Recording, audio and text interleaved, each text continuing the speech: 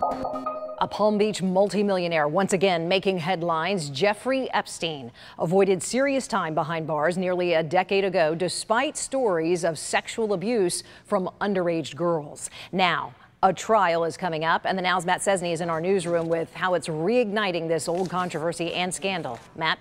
Shannon, this trial is coming up next Tuesday. It's a civil case that Jeffrey Epstein has brought against an attorney representing some of the women who have made allegations against Epstein. In fact, many of the women have now come forward publicly with their stories this week.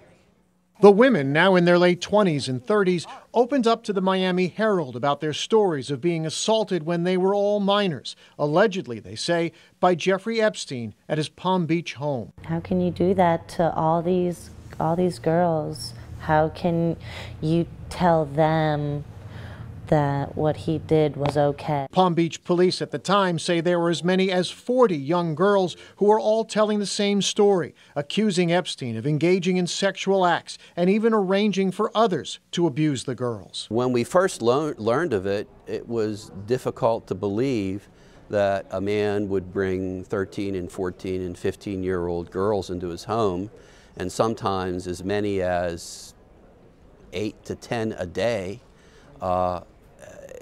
It was just hard to believe after we spoke to the victims that it had been going on for as long as it did without us learning about it. What happened next, according to the former chief, was a failure of the criminal justice system. Epstein making a plea deal with federal prosecutors and serving only 13 months in jail. So now this story expected to be back in a Palm Beach County courtroom next week for this civil trial brought by Epstein. Jury selection begins on Tuesday. Live in the newsroom, Matt Cesney for the Now, South Florida.